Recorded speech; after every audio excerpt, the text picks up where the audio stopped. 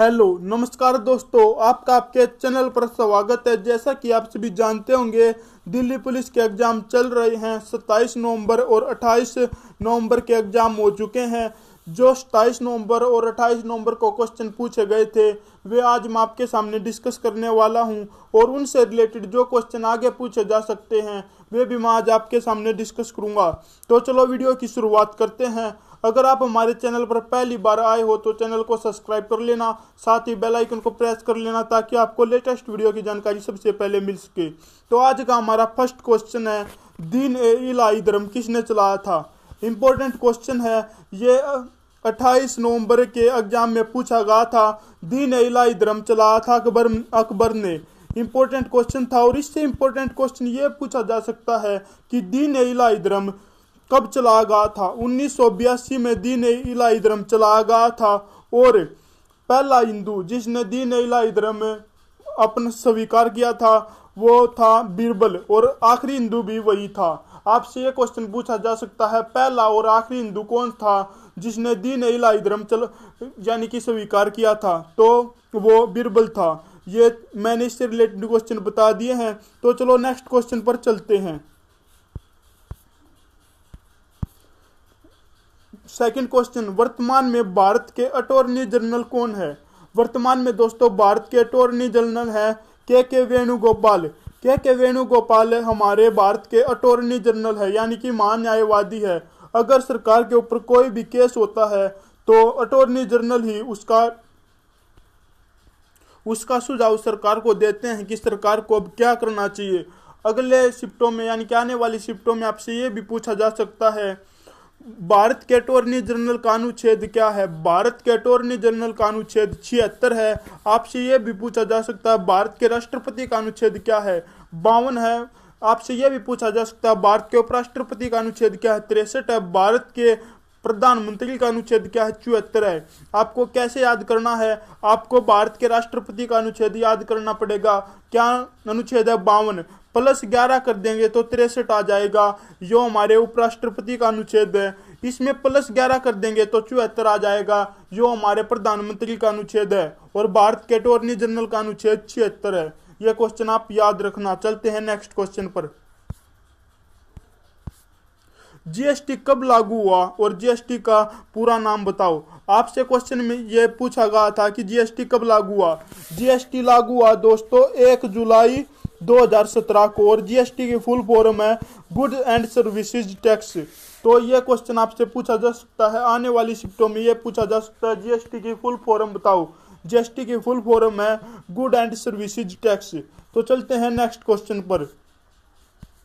Next question है, जायद की फसल कौन कौन सी है। जायद की फसल जैसे तरबूज, बाजरा, कपास, ये सभी जायद की फसलें नहीं है दोस्तों, ये खरीफ की हैं। जायद की फसलें मैं आपको बताऊंगा। सॉरी दोस्तों, गलती हो गई। जायद की फसलें होती हैं जैसे तरबूज, काकड़ी, खीरा, ये जायद की फसलें होती हैं। और आगे आने वाली शिफ्टों में आपसे ये पूछा जा सकता है, खरीफ की फसलें कौन सी होती हैं।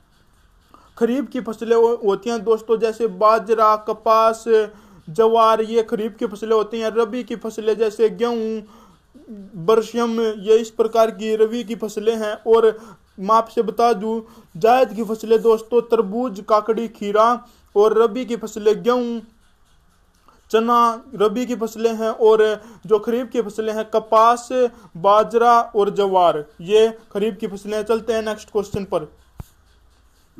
विधानसभा की सबसे ज्यादा सीटें कौन से राज्य के पास है। विधानसभा की सबसे ज्यादा सीटें दोस्तों है उत्तर प्रदेश के पास। कितनी सीटें हैं, 403। और आपसे यह भी पूछा जा सकता है, उत्तर प्रदेश की विधान परिषद में कह रहा हूं दोस्तों मैं, उत्तर प्रदेश की विधान परिषद में कितने सदस्य हैं। उत्तर प्रदेश की विधान परिषद में 100 सदस्य हैं दोस्तों। और विधानसभा की सीटें 403 है। सबसे ज्यादा सीटें उत्तर प्रदेश में 403। आपसे यह भी पूछा जा सकता है, जनसंख्या के आधार पर भारत का सबसे बड़ा राज्य कौन सा है। उत्तर प्रदेश है। क्षेत्रफल के आधार पर सबसे बड़ा राज्य राजस्थान है दोस्तों। और आपसे यह भी पूछा जा सकता है कि विधान परिषद कब बनाई जा सकती है। विधान परिषद जब बनाई जा सकती है दोस्तों, जब 1/3 हिस्सा 40 के बराबर हो या 40 से ऊपर हो तब विधान परिषद बनाई जा सकती है। यानी कि उत्तर प्रदेश में 403 सीटें हैं तो इनका 1/3 हिस्सा 101 होता है, परंतु विधान परिषद की सीटें 100 ही हैं। अगर कोई राज्य विधान परिषद बनवाना चाहता है तो उसके जो विधान सभा के अध्यक्ष यानी कि विधानसभा के सदस्य होते हैं उनका 1/3 या तो 40 होना चाहिए या 40 से ज्यादा होना चाहिए, तब वह विधान परिषद बनवा सकता है। अगर कि मैं एग्जाम्पल के थ्रू बताता हूं, अगर किसी राज्य के पास 150 सीटें हैं तो इसका 1/3 कितना हो गया दोस्तों, 50 हो गया, तो यह विधान परिषद बनवा सकता है क्योंकि इसकी सीटें 40 से ऊपर हैं। अगर किसी राज्य के पास जैसे हरियाणा के पास 90 सीटें हैं विधानसभा की तो यह विधान परिषद नहीं बनवा सकता क्योंकि 1/3 हिस्सा इसके पास 40 नहीं है, तो यह विधान परिषद नहीं बनवा सकता। आपसे यह भी पूछा जा सकता है विधान परिषद कितने राज्यों में है। विधान परिषद 6 राज्यों में है। पहले 7 राज्यों में थी परंतु कुछ समय पहले यानी कि 2018 में 2019 में विधान परिषद विधान परिषद समाप्त करवा दी थी जब जम्मू कश्मीर हमारा विशेष राज्य हटकर केंद्र शासित प्रदेश बन गया था तब से। तो चलते हैं नेक्स्ट क्वेश्चन पर।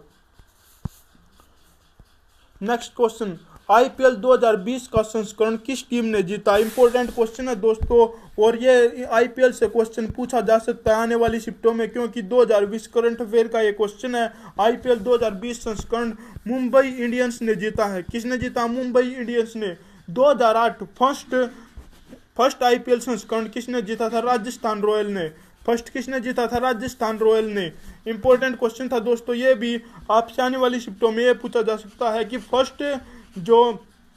फर्स्ट आईपीएल संस्करण था वो किसने जीता था, राजस्थान रॉयल्स ने। तो चलते हैं नेक्स्ट क्वेश्चन पर। आपसे यह भी क्वेश्चन पूछा जा सकता है कॉमनवेल्थ का क्योंकि ये आने वाला करंट अफेयर का क्वेश्चन बन सकता है और आपको पता होना चाहिए 2022 का राष्ट्रमंडल खेल कहां आयोजित किया जाएगा। 2022 का राष्ट्रमंडल खेल इंग्लैंड में आयोजित किया जाएगा। आपसे यह भी पूछा जा सकता है कि 2020 में जो टोक्यो में ओलंपिक होने वाले थे, यानी कि आपसे यह पूछा जा सकता है 2022 में ओलंपिक होने वाले थे वे कहाँ होने वाले थे। वे होने वाले थे दोस्तों जापान की राजधानी टोक्यो में। आपसे यह पूछा जा सकता है। चलते हैं नेक्स्ट क्वेश्चन पर। आपसे ये क्वेश्चन पूछा गया था कथकली किस राज्य का नृत्य है। कथकली दोस्तों मैं आपको बता दूं केरल का लोक नृत्य है। और आपसे यह पूछा जाता कथक किस राज्य का है। कथक दोस्तों उत्तर प्रदेश का। आने वाली शिफ्टों में यह भी पूछा जा सकता है कि कथक उत्तर प्रदेश का, भी याद रखना कथकली केरल का है। और जैसे आपसे पूछा जाए बिहू नृत्य किस राज्य का लोक नृत्य है तो ये असम का लोक नृत्य है दोस्तों। जैसे आपसे पूछा जाए यक्षगान लोक नृत्य कहाँ का है, यह कर्नाटक का लोक नृत्य है। आप इस प्रकार भी ये क्वेश्चन याद रखना। मैंने आपको 4 नृत्य बता दिए। कथकली केरल का है, कथक उत्तर प्रदेश का है, बिहू असम का है और यक्षगान कर्नाटक का है। चलते हैं नेक्स्ट क्वेश्चन पर। आरबीआई की स्थापना कब हुई थी। आरबीआई की स्थापना हुई थी दोस्तों 1 अप्रैल 1935 को। और आपसे यह भी पूछा जा सकता है संविधान का ज्यादातर भाग कहां से लिया गया। संविधान का ज्यादातर भाग 1935 के संविधान जैसे 1935 में हमने संविधान का एक हिस्सा लागू कर दिया था। ये मान लो भारत के अधिनियम से लिया गया था। संविधान का बहुत बड़ा हिस्सा कहां से लिया गया है ये क्वेश्चन आपसे पूछा जा सकता है।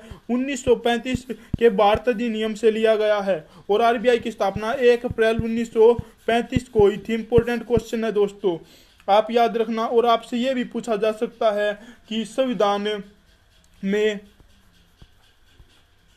कितने अनुच्छेद हैं। संविधान में अब दोस्तों हाल में 395 अनुच्छेद हैं और कितने भाग हैं, 22 भाग हैं। और संविधान में कितनी अनुसूचियां हैं, 12 अनुसूचियां हैं दोस्तों। चलते हैं नेक्स्ट क्वेश्चन पर। अगर आपको वीडियो अच्छी लगी तो लाइक करना, शेयर करना और सब्सक्राइब करना। आने वाले सभी एग्जाम्स का एनालाइज ऐसे ही करवाएंगे और उससे रिलेटेड जो क्वेश्चन बनेंगे आपको करवाएंगे ताकि आपको एग्जाम देने में आसानी हो। अगर आप किसी भी एग्जाम की तैयारी कर रहे हो तो चैनल को सब्सक्राइब कर देना, साथ ही बेल आइकन को प्रेस करना क्योंकि सभी एग्जाम्स की तैयारी अब आपके एजुकेशन सेंटर पर फ्री ऑफ कॉस्ट होगी। आगे से हम प्रत्येक दिन 2 या 3 वीडियो गिरेंगे करंट अफेयर की, जीके की, मैथ्स की और रीजनिंग की। चारों क्लासेज आपकी अच्छे ढंग से होंगी। Full course free of cost होगा आपका, याद रखना। तो चैनल को सब्सक्राइब कर सकते हो। अगला क्वेश्चन है आपसे ये पूछा जा सकता है, ये पूछा गया था वर्ल्ड हेल्थ डे कब मनाया जाता है यानी कि वर्ल्ड हेल्थ डे कब मनाया जाता है। वर्ल्ड हेल्थ डे दोस्तों 7 अप्रैल को मनाया जाता है। और इससे रिलेटेड ये क्वेश्चन भी पूछा जा सकता है दोस्तों, ये तो एग्जाम में पूछा जा चुका है। वर्ल्ड हेल्थ डे कब मनाया जाता है। वर्ल्ड हेल्थ डे 7 अप्रैल को मनाया गया था और मनाया जाता है। अब आपसे ये क्वेश्चन पूछा जा सकता है कि महिला दिवस कब मनाया जाता है। महिला दिवस कब मनाया जाता है। 8 मार्च को महिला दिवस मनाया जाता है। और इससे रिलेटेड ये क्वेश्चन भी पूछा जा सकता है 15 जनवरी को कौन सा दिवस मनाया जाता है, यानी कि 15 जनवरी को कौन सा दिवस मनाया जाता है। यानी कि थल सेना दिवस 15 जनवरी को मनाया जाता है, क्योंकि 15 जनवरी 1948 को हमारे थल सेना के अध्यक्ष बने थे। और मैंने आपको इससे रिलेटेड 3 क्वेश्चन बता दिए। वर्ल्ड हेल्थ डे मनाया जाता है 7 अप्रैल को, महिला दिवस 8 मार्च को, और थल सेना दिवस कब मनाया जाता है दोस्तों 15 जनवरी को।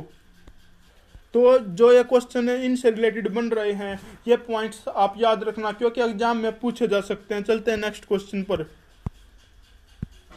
क्वेश्चन है अगस्त 2020 भारतीय रेल के द्वारा कौन सी रेल चलाई गई। अगस्त 2020 भारतीय रेल के द्वारा दोस्तों चलाई गई थी हमारी रेल किसान रेल। किसान रेल का क्या कार्य था, आपको थीम पूछी जा सकती है आने वाले क्वेश्चनों में। यह क्वेश्चन पूछा जा चुका है अगस्त 2020 में भारतीय रेल के द्वारा कौन सी रेल चलाई गई। ये तो मुझे पता ही नहीं है 27 नवंबर को पूछा गया था या 28 नवंबर को, पर यह क्वेश्चन पूछा जा लिया है। तो आगे आने वाले शिफ्टों में आपसे यह पूछा जा सकता है कि किसान रेल जो चलाई थी अगस्त 2020 में, उसकी थीम क्या थी। थीम ये थी दोस्तों, जैसे किसी राज्य से दूसरे राज्य में सब्जियों का आदान प्रदान करना है, तो जैसे आप जानते हो किसी राज्य से दूसरे और राज्य में जाने में कुछ राज्यों में ज़्यादा समय लग जाता है, तो इस कारण सब्जी खराब ना हो इसके लिए रेल में फ्रिज वगैरह की सुविधाएं प्रोवाइड कर दी थी ताकि सब्जी खराब ना हो और लोगों के पास आसानी से पहुंच जाए। इसका ये मोटिव था दोस्तों किसान रेल का। अगस्त 2020 में किसान रेल चलाई गई थी। चलते हैं नेक्स्ट क्वेश्चन पर। IMF ने, दोबारा नहीं है दोस्तों ये, IMF ने भारत की GDP किस क्रम पर रहने का अनुमान लगाया था। क्रम पर नहीं दोस्तों, कितने प्रतिशत पर रहने का अनुमान लगाया था। तो दोस्तों 10.3 पर रहने का अनुमान लगाया था। IMF की फुल फॉर्म क्या है, international monetary fund. Important question बन सकता है, IMF की फुल फॉर्म क्या है, इंटरनेशनल मॉनेटरी फंड। इसकी स्थापना कब हुई थी, 1945 में इसकी स्थापना हुई थी। 44वें संशोधन में कौन से 2 शब्द जोड़े गए। 44वें संशोधन में कौन से शब्द जोड़े गए। अखंडता शब्द जोड़े गए थे दोस्तों, अखंडता, बंधुता और समाजवादी ये शब्द जोड़े गए थे। और राइट टू इन्फॉर्मेशन एक्ट भी 1978 में 44वें संशोधन के साथ आया था। यह क्वेश्चन पूछा गया था, राइट टू इन्फॉर्मेशन एक्ट कब लाया गया था, 1978 में लाया गया था, इंदिरा गांधी का समय था दोस्तों। और 44वें संशोधन में क्या क्या शब्द जोड़े थे वे मैंने आपको बता दिया। तो चलते हैं नेक्स्ट क्वेश्चन पर। भारत की सबसे ज्यादा सीमा किस देश के साथ लगती है। भारत की सबसे ज्यादा सीमा, इंपॉर्टेंट क्वेश्चन है दोस्तों, बांग्लादेश के साथ लगती है। कितनी लगती है, 1262 भी आपसे आने वाली शिफ्टों में पूछा जा सकता है। ये तो पूछा जा चुका है, भारत की सबसे ज्यादा सीमा किस देश के साथ लगती है, बांग्लादेश के साथ। और आने वाली शिफ्टों में यह पूछा जा सकता है, भारत की सबसे ज्यादा सीमा रेखा किस देश के साथ लगती है, आंकड़ों में बताओ। तो 1262 बांग्लादेश के साथ लगती है। सबसे कम सीमा अफगानिस्तान से के साथ लगती है। तो अफगानिस्तान के साथ आप ये लगा लो, जो POK का क्षेत्र है उसके साथ अफगानिस्तान की सीमा लगती है। तो आने वाली शिफ्टों में ये पूछा जा सकता है कि भारत की सबसे कम सीमा कौन से देश के साथ लगती है, अफगानिस्तान के साथ लगती है, POK वाले क्षेत्र से। चलते हैं नेक्स्ट क्वेश्चन पर। इंडिया फाइनेंस कमीशन के चेयरमैन कौन है। इंडिया फाइनेंस कमीशन के चेयरमैन दोस्तों मैं आपको बता दूं, जो इंडिया फाइनेंस कमीशन के चेयरमैन है वे हैं हमारे NK सिन्हा या NK सिंह भी लिख सकते हैं। इंडिया फाइनेंस कमीशन के चेयरमैन NK सिंह या NK सिन्हा है। इंपॉर्टेंट क्वेश्चन है दोस्तों। चलते हैं नेक्स्ट क्वेश्चन। तो दोस्तों आगे क्वेश्चन नहीं है आज के लिए। दोस्तों इतना ही, मिलते हैं नेक्स्ट वीडियो में। अगर आपको ये वीडियो पसंद आई तो लाइक करना, शेयर करना एंड चैनल को सब्सक्राइब कर सकते हो।